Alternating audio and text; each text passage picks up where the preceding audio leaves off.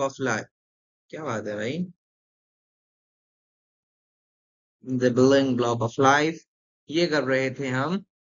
और हमने part 1 post कर दिया है और आप लोगों के लिए पार्ट 2 लेकर आए हैं, cell the building block of life.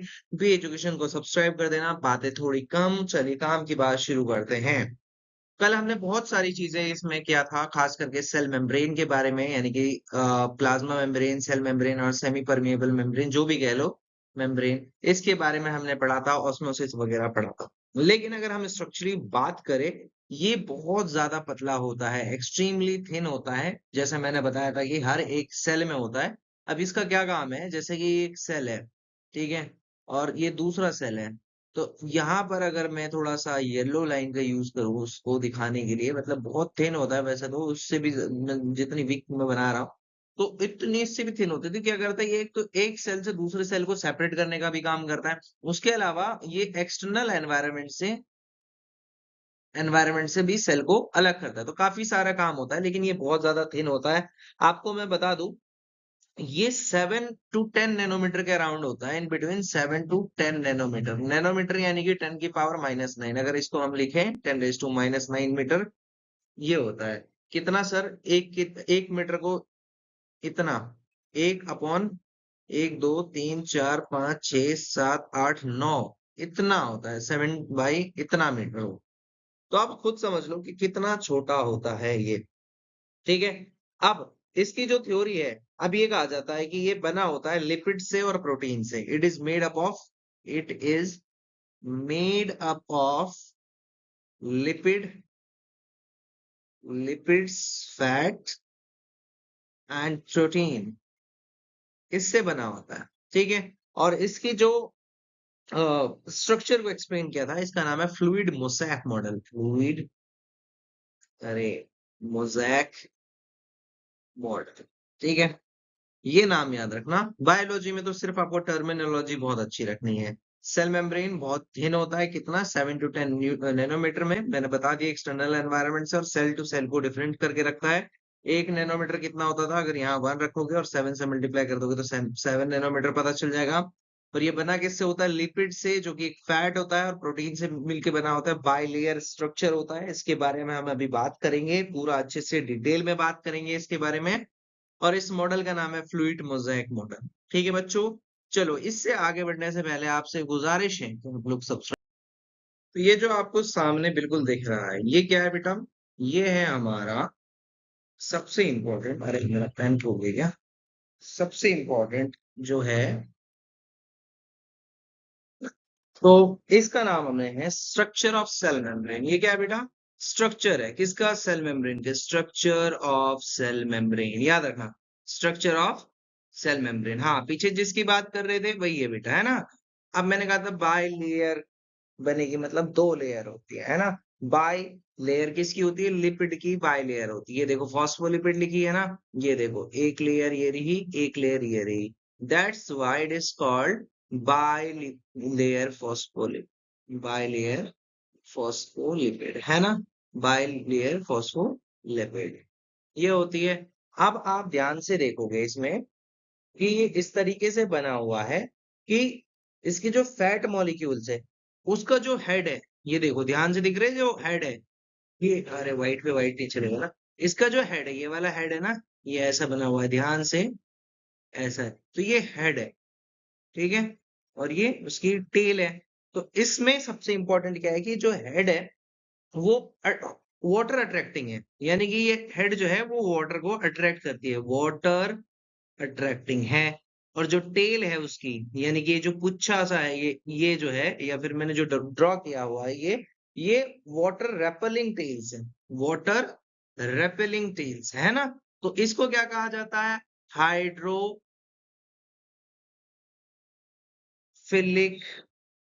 Head. Philic का मतलब लव होता है, कल ही बताया था। और टेल को क्या कहा जाता है, हाइड्रोफोबिक टेल। फोबिक का मतलब डर, है ना। हाइड्रोफोबिक टेल होती है इसकी, इस तरीके से होती है। और इसके बीच में प्रोटीन्स एम्बेडेड होते हैं, देखो, तो इसीलिए कुछ सैंडविच ऑफ टाइप का दिखता है। अरे, कलर अलग चुनता हूँ, होता अलग है। सैंडविच टाइप का होता है, ये याद रख लेना। लिपिड वगैरह जो लगाओ, अलग अलग टाइप के प्रोटीन, जैसे ये रहा ग्लाइकोप्रोटीन, लिपिड कह रहा हूँ, प्रोटीन्स के नाम याद रखना है। इंटीग्रल प्रोटीन और पेरिफेरल प्रोटीन, ये 3 टाइप के प्रोटीन है। कहाँ कहाँ है सर, मार्क कर दीजिए। ये रहा बेटा एक glycoprotein, peripheral protein, integral protein, इनके बीच में होता है, इसीलिए इसको सैंडविच वाला कहा जाता है। ठीक है। और मॉलिक्यूल्स कैसे हैं, साइडवेज मूव करते रहते हैं, और इसीलिए कहा जाता है इट इज फ्लूइड। कैसा होता है ये, फ्लूइड टाइप का होता है। ठीक है, क्योंकि ये साइडवेज फ्लो करते जाते हैं, that's why it is called fluid. इतनी सी बात समझ में आ गई, वेरी गुड। अब थोड़ा और आगे बढ़ते हैं। ठीक है।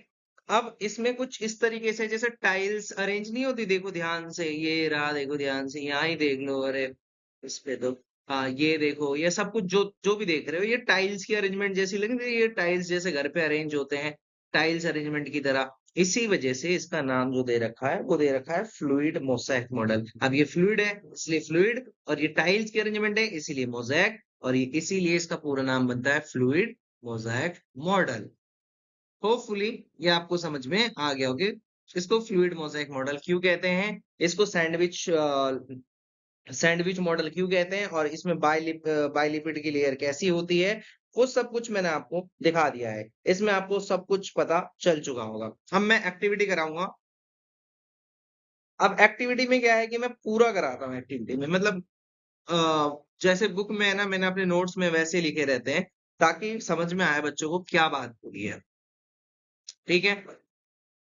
वीडियो आज की ज्यादा बड़ी नहीं होगी, उतनी भी बड़ी नहीं होगी, बट हाँ इस वीक खत्म हो जाएगा, मतलब मंडे ट्यूसडे तक खत्म हो जाना चाहिए। Prepare a temporary slides of a thin peel of a onion leaf or a rio leaf and mount it when saffronin using cover slip to observe plant cell under the microscope। ये आपको करना है, मतलब इसका पहला point जो था मैंने पढ़ा है, और पहला पॉइंट में क्या लिखा है कि आपको एक टेम्पररी स्लाइड तैयार करनी है।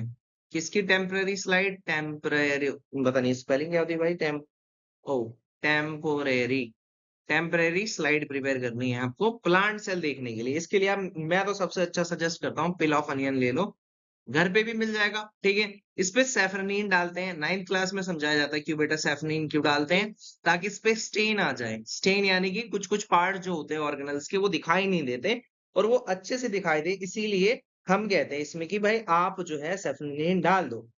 अब वैसे ही एक आपको चिक सेल भी तैयार करना है। सेकंड है similarly prepare a temporary slide of चिक सेल। चिक सेल, हाँ जी, आपके माउथ से ले लो चिक सेल को, और उसको प्रिपेयर करो। चिक सेल आपने प्रिपेयर करना है, आप मतलब ज्यादा मतलब कुछ मत करना, कॉटन स्वॉब होता है उसको मुंह में ले लेना, और बस ऐसे कर लेना, या टूथपिक से कर लेना, आ जाएगा। ठीक है। अब इस चिक सेल को एक अच्छे से स्लाइड में रखो, और अब दोनों ही को देखोगे। अब जब दोनों को देखोगे तो मेरे, अब तो आप देखो बुक में मैं रेफर करता हूँ फिगर 2.8 ए को, जिसमें आप अनियन सेल देख सकते हो। ठीक है। अनियन सेल का स्ट्रक्चर कुछ ऐसा ऐसा ऐसा सा बना हुआ है। मैं ड्रॉ करने की प्रयास तो कर रहा हूँ, ऐसा कुछ बन रखा है ना, सब में ऐसा ऐसा, और न्यूक्लियस, सब में एक न्यूक्लियस तो होता ही है, तो मैं न्यूक्लियस को आर्बिट्री कहीं भी डाल देता हूँ, प्लांट सेल है। लेकिन आप जब ह्यूमन चिक सेल को देखोगे, वो थोड़ा अलग सा बड़ा बड़ा टाइप का दिखेगा, बट होता वो छोटा ही है। प्लांट सेल से तो प्लांट सेल बड़े होते हैं, आपको पता है। ये हो गया ऐसा, मतलब अलग अलग टाइप का दिखेगा। तो आपने यहाँ पर जब ऑब्जर्व करोगे तो आपको दोनों सेल्स दिखेंगे। तो हाँ, अब प्लांट्स भी उसी से बने हैं, ह्यूमंस भी उसी सेल से बने हैं, लेकिन थोड़ा बहुत तो अलग होता ही है ना। माइक्रोस्कोप्स में देखो, बाउंड्रीज वगैरह देखो, तो आप जब इसमें देखोगे, आप दोनों में एक चीज ऑब्जर्व करोगे कि इनमें ना कोई एक्सटर्नल बाउंड्री नहीं होगी, लेकिन इनमें एक और बाउंड्री सी दिखेगी, और बाउंड्री दिखेगी, और उस बाउंड्री को हमने नाम दे रखा है सेल वॉल। ठीक है। सेल वॉल की एक्स्ट्रा लेयर होती है इसमें, इसमें नहीं होती। इसमें आप जब बुक में देखोगे तो मैंने बाउंड्री टाइप की बना रखी है, आपको वो लगेगा कि सिर्फ एक एक इमेज है, लेकिन ऐसा नहीं है। उसमें भी सेल मेम्ब्रेन तो होता ही है, लेकिन सेल मेम्ब्रेन तो इसमें भी होता है, लेकिन उसमें एक एक्स्ट्रा होता है सेल वॉल, उसका बहुत इंपॉर्टेंट होता है, टर्जिडिटी रिजिडिटी देने के लिए प्लांट को, वो बहुत ज्यादा इंपॉर्टेंट हो जाता है ना, इसीलिए ऐसा होता है। तो चलिए अगले स्लाइड में आपको मैं समझाता हूं कि कैसे सेल वॉल इंपॉर्टेंट है, और सेल वॉल का क्या काम होने वाला है इधर। ठीक है। तो चलो शुरू करते हैं बिना किसी टाइम वेस्ट। तो हेडिंग में डालो अपना सेल वॉल। ओके, येलो चल रहा है, ठीक है, कोई बात नहीं। तो सेल वॉल जो है, आपको मैं बता देता हूं कि जैसा अज्यूम करो ये सेल है, तो सेल है, तो ये जो सेल के सबसे बाहर ले ले इसको हम सेल मेम्ब्रेन कहते हैं। ये किस में होता है? प्लांट सेल एनिमल सेल दोनों में होगा। प्लांट सेल में भी होगा और एनिमल सेल में भी होगा, दोनों में होगा। सिंपल सी बात है, प्लांट सेल एनिमल सेल दोनों में होगा। लेकिन जो सेल वॉल की लेयर है, एक्स्ट्रा लेयर है, बहुत चिपकी हुई होती है। अब मैं इतना अच्छा कलाकार तो हूं नहीं कि इसी के साथ लगाते हुए बना दूं। तो ये जो होती है वो होती है सेल मेम्ब्रेन। अगर डिफरेंस भी आ जाए तो याद रखना, सेल मेम्ब्रेन सिर्फ किस में होती है? प्लांट सेल में होती है, और किसी में नहीं होती है। मतलब और किसी में मीन्स एनिमल सेल में नहीं होती है, ठीक है।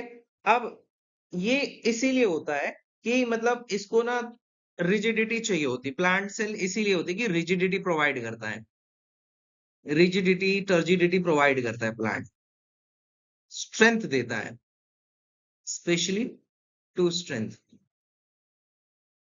फोर स्ट्रेंथ, सॉरी, है ना, स्ट्रेंथ देता है। सिंपल सी बात है, स्ट्रेंथ देता है, क्योंकि विंड रेन वगैरह वगैरह के लिए एडिशनल कवरिंग होती है, ठीक है। तो हम सेल वॉल की डेफिनेशन लिख सकते हैं, additional covering outside the cell membrane, क्योंकि सेल मेम्ब्रेन तो होगा ही, outside the cell membrane called a cell wall, called a cell, उसको सेल वॉल कहते हैं, याद रख लेना। सिंपल सी लाइन है। अब इसमें उनकी शेप वगैरह के लिए ये क्यों हेल्पफुल होता है, मैंने बता दिया। रिजिडिटी टर्जिडिटी, एक तो पॉइंट ये याद रखना, रिजिडिटी टर्जिडिटी, उसके अलावा to provide strength, to provide strength, ठीक है, टू मेंटेन शेप्स, शेप भी तो मेंटेन करना पड़ेगा प्लांट का, to maintain shapes and upright रखना है, टू बैलेंस, ठीक है। ये सारा काम होता है सेल वॉल, ठीक है। अब ये सेल वॉल में क्या होता है, ये लेयर तो होगी सेल मेम्ब्रेन की, बट उसके बाहर एक और लेयर होती है सेल वॉल की। सिंपल सी बात है, इतनी बात तो समझ में आ गई होगी, है ना। अब जब रियो लीफ को या अनियन पिल को आप एक कॉन्सेंट्रेटेड शुगर सॉल्यूशन के अंदर डालोगे, जैसे ऑस्मोसिस पे हमने कल बात की थी, बढ़िया सा अपना ड्राइंग है, ये हमने ले लिया, शुगर ले लो या सॉल्ट सोल्यूशन कुछ भी ले लो, मैं यहाँ शुगर सोल्यूशन ले रहा हूं। अब जैसे ही मैंने यहाँ पर अनियन सेल को डाला, वैसे है प्लांट सेल बट मैं अनियन सेल कह रहा हूं उसको, है ना, अनियन सेल को डाला, तो आप देखोगे हमने लास्ट क्लास में क्या पढ़ा था, ऑस्मोसिस है, इधर पानी इस सेल के अंदर जाता है तो वो बाहर आना चाहिए था। एग्जैक्टली exactly, होगा वो ऐसा ही। लेकिन जो एक्चुअल में सेल वॉल है ना, सेल वॉल कुछ नहीं करेगा, सेल वॉल उसमें ही बना रह जाएगा। प्लाज्मोलाइसिस तो हो जाएगा यहाँ पर, सेल वॉल से प्लाज्मोलाइसिस तो हो जाएगा यहाँ पर, बट सेल वॉल की वजह से वो स्ट्रक्चर ऐसे का ऐसा ही रह जाएगा, भले ही अंदर से जो है वो छोटा सा ऐसा हो चुका हो। बात मेरी समझ में आ गई ना। तो सेल वॉल का काम ये होता है, सिंपल सी बात है। सेल वॉल बना किससे होता है, तो लिख दो, cell wall is made up of या composed of, made up of cellulose, special type of carbohydrate, है ना, special type of carbohydrate.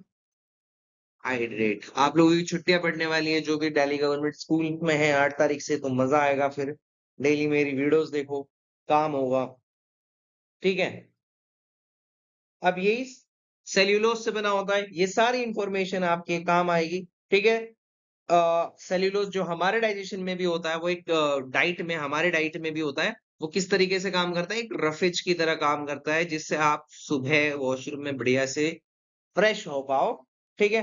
Hopefully आपको ये वाला पूरा समझ में आ गया होगा सेल वॉल। मैं एक बार रिवाइज भी करवा देता हूँ कि सेल वॉल काम कैसे करता है, ठीक है। तो सबसे पहले हमने सेल वॉल की बात की थी। Cell wall is additional layer with cell membrane जो कि सिर्फ प्लांट सॉरी सेल मेम्ब्रेन लिखा था, cell wall sorry, plant cell में ही होता है। उसके अलावा ये क्यों इंपॉर्टेंट होता है? क्योंकि रिजिडिटी टर्जिडिटी प्रोवाइड करता है, स्ट्रेंथ प्रोवाइड करता है, शेप प्रोवाइड करता है और बैलेंस रखता है अपराइट के लिए। फिर मैंने बता दिया था प्लाज्मोलाइसिस में क्या होता है, और सेल वॉल किससे बना होता है? सेल्यूलोज से बना होता है, जो हमारी डाइट में भी होता है लेकिन एज अ रफेज होता है और एक स्पेशल टाइप का कार्बोहाइड्रेट है। होपफुली इतना समझ में आ गया हो तो हम अगले टॉपिक में बढ़े। तो बेटा मैंने आप लोगों को पढ़ाने के लिए यहाँ बहुत इंपॉर्टेंट सा सेल सा उठा लिया है मैंने, जो बहुत मेहनत से मैं लाया हूँ चुरा के स्टडी विंडो से। ठीक है, अब यहाँ पर क्या है, अपने को काम करना है कि पढ़ाई करनी है प्लांट सेल और एनिमल सेल के बीच का डिफरेंस। इंटीरियर पार्ट को हम पढ़ेंगे। आपको मैं इसके लिए रेफर कर रहा हूँ एनसीईआरटी का फिगर 2.10। वहां पर आपको एक टिपिकल बैक्टीरियल सेल भी देखने को मिलेगा। ठीक है, अब यहाँ पर जो सेल के 3 जो सबसे इंपॉर्टेंट पार्ट होते हैं, मैं उसके बारे में बात करूं तो सेल के जो सबसे 3 इंपॉर्टेंट पार्ट होते हैं, अरे यार हाँ, सेल का जो सबसे महत्वपूर्ण पार्ट होता है, पहला हिस्सा होता है, उसको कहा जाता है plasma membrane. Selectively permeable membrane called the plasma membrane. ये सबसे इंपॉर्टेंट पार्ट होता है जो हमने पहले ही पढ़ लिया है। प्लाज्मा मेम्ब्रेन, सेल मेम्ब्रेन, कुछ भी कह लो, ये होता है, समझे? थोड़ा लंबा लंबा लिख रहा हूं, ये होता है। उसके अलावा semi fluid jelly like substance, ठीक है, जो इसके अंदर होता है, पूरा लिखो भाई, semi fluid jelly like substance, उसको क्या कहा जाता है? साइटोप्लाज्म। अब याद रखना कि साइटोप्लाज्म जब प्रोटोप्लाज्म के साथ इकट्ठा लिखते हैं, साइटोप्लाज्म जब हमारे सेल ऑर्गेनल्स के साथ लिखा जाता है, मतलब इकट्ठा बोला जाता है, तो उनको एक कहा जाता है, टर्म दिया जाता है प्रोटोप्लाज्म का। होपफुली आपको, जैसे हम कहेंगे कि ये पूरा क्या है? प्रोटोप्लाज्म है। अब प्रोटोप्लाज्म क्यों कह रहे हैं? क्योंकि इसमें जो साइटोप्लाज्म है और जो सारे सेल ऑर्गेनल्स है वो मिलके इसको प्रोटोप्लाज्म कहलाते हैं। और तीसरा जो सबसे इंपॉर्टेंट होता है वो होता है प्रोमिनेंट न्यूक्लियस। ये जो होता है, ये जो न्यूक्लियस है, ये क्या है? ब्रेन ऑफ द सेल है, ब्रेन ऑफ द सेल है, सेल का ब्रेन है। समझ रहे हो? सेल को पूरा कंट्रोल करने का काम जो होता है, इसका होता है। अब ध्यान से देखो, यहां पर मैंने वैसे तो बैक्टीरिया का सेल नहीं लगा रखा। जो बैक्टीरियल सेल्स होते हैं वो प्रोकैरियोटिक सेल्स होते हैं। अब बैक्टीरियल सेल, आप बुक में देख लेना, a bacterial cell is a prokaryotic cell. Prokaryotic cell, prokaryotic है प्रिमिटिव सेल, ठीक है। प्रोकैरियोटिक सेल और प्रिमिटिव सेल बहुत पुराने टाइप के सेल है, मतलब स्टार्टिंग में जब दुनिया की बिगिनिंग हुई थी तब इन्हीं बैक्टीरियल सेल से लाइफ की स्टार्टिंग हुई है। आप ध्यान से देखोगे, प्रो का मतलब होता है प्रिमिटिव और कैरी ऑन का मतलब होता है न्यूक्लियस। प्रो का मतलब होता है प्रिमिटिव, कैरी ऑन का मतलब होता है न्यूक्लियस। यानी कि ऐसा सेल जिसमें प्रिमिटिव न्यूक्लियस हो वो बैक्टीरियल सेल में होता है। अब मैं ऐसा इसलिए कह रहा हूं क्योंकि आप जब ये जो सेल्स हैं, ये जो लेटेस्ट सेल है, प्लांट सेल, एनिमल सेल, ये कैसे सेल्स हैं? यूकैरियोटिक सेल्स हैं। यूकैरियोटिक सेल्स, यूकैरियोटिक सेल्स आपके हो गए। यू का मतलब होता है ट्रू, कैरियोटिक का मतलब होता है न्यूक्लियस, ठीक है। ट्रू कैरियोट का मतलब होता है न्यूक्लियस। ये सेल्स है। अब आप जब इस बेटा इसको जब ध्यान से देखोगे, वैसे मैंने बैक्टीरिया का सेल नहीं बना रखा, तो जब अगर मैं ऐसे ड्रॉ करता हूं बैक्टीरिया, ये मान लो कि ये बैक्टीरिया का सेल है, ठीक है, सॉरी, बैक्टीरिया का सेल है, तो ये जो बैक्टीरिया है ना, इसमें इसका न्यूक्लियस ऐसा ऐसा ऐसा ऐसा ऐसा ऐसा ऐसा ऐसा पूरे में फैला हुआ है। अब आप ध्यान से एक काम करो, ये जो मेरा येलो वाला मार्क मैं जहां कर रहा हूं ना, यहाँ यहाँ येलो भी नहीं दिख रहा, उस पे रेड मार्क कर देता हूं। ये जो है ये न्यूक्लियस है। ये देखो, ये ध्यान से देखो, न्यूक्लियस है, कितना मतलब वेल डिफाइंड स्ट्रक्चर है। बट अगर हम बैक्टीरिया का देखें तो बैक्टीरिया में कोई भी वेल डिफाइंड स्ट्रक्चर नहीं है। तो मैं यह बता रहा था कि ये जो है वेल डिफाइंड होता है, ठीक है। तो ये वेल डिफाइंड न्यूक्लियस नहीं होता, नो वेल डिफाइंड न्यूक्लियस इसमें वेल डिफाइंड नहीं होता, क्योंकि ये बिल्कुल ही फैला हुआ है, ठीक है। इस चीज को याद रखना। और जो प्रोकैरियोटिक में खास बात होता है, इनमें ऑर्गेनल्स में जो इनके पार्ट्स हैं, ऑर्गेनल्स में क्या नहीं है? मेम्ब्रेन नहीं है। नो ऑर्गेनल्स मेम्ब्रेन, मेम्ब्रेन नहीं है। जबकि जितने भी यूकैरियोटिक सेल पे आप पढ़ोगे, स्टडी करोगे, जितने भी उनके ऑर्गेनल्स होंगे उन सब में मेम्ब्रेन्स होंगे, उन सब में मेम्ब्रेन्स होंगे। साथ में ही ये आप ध्यान से देखोगे, इनका जो, इसमें तो एक भी लेयर नहीं था इसके न्यूक्लियस के आसपास। इस पे जो इसका न्यूक्लियस होता है वो बाई लेयर्ड होता है। बाइलेयर्ड मेम्ब्रेन होती है, इनमें दो न्यूक्लियस की दो लेयर होती है, बाइलेयर्ड मेम्ब्रेन होती है न्यूक्लियस की। इतनी सी बात आपको बहुत इंपॉर्टेंट है समझना, ठीक है। तो अगर हम इनके डिफरेंस की बात करें प्रोकैरियोटिक और यूकैरियोटिक की, तो प्रोकैरियोटिक वर्सेस यूकैरियोटिक, ठीक है। प्रोकैरियोटिक क्या है? प्रिमिटिव सेल्स हैं, पहले तो यही बात है, प्रिमिटिव सेल्स हैं, पुराने टाइप के सेल्स हैं। और ये जो है न्यू सेल्स या ट्रू सेल्स कह लो आप, ये ट्रू सेल्स है, ठीक है। प्रोकैरियोटिक में क्या होता है? No well defined nucleus, no well defined nucleus, इसमें वेल डिफाइंड न्यूक्लियस। और ये जो एक और इंपॉर्टेंट बात है कि मतलब जो वेल डिफाइंड न्यूक्लियस नहीं होता ना, तो उसको न्यूक्लियस नहीं कहते, उसको कहा जाता है न्यूक्लियोइड, न्यूक्लियोइड, ठीक है। अब इस खास बात यह है कि इसमें इसी का डिफरेंस भाई लिख लेना कि इसमें एक ही क्रोमोसोम होता है। क्रोमोसोम क्या होता है कि मतलब जेनेटिक मटेरियल होता है, बट इसमें एक ही होता है, एक ही जेनेटिक मटेरियल होता है। इस पे मोर देन वन क्रोमोसोम्स होते हैं, ठीक है। इतनी बात समझ में आ गई। इसके अलावा नो ऑर्गेनल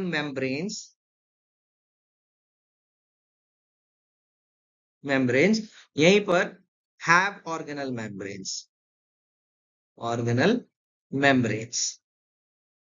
ठीक है। इतनी बात समझ में आ गई होगी आपको।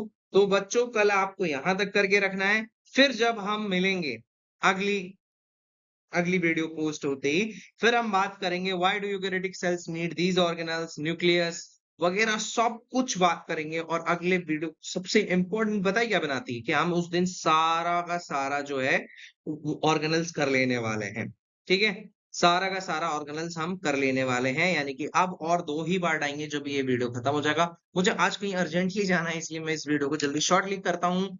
बाय बाय बच्चों, कल मिलते हैं, लव यू।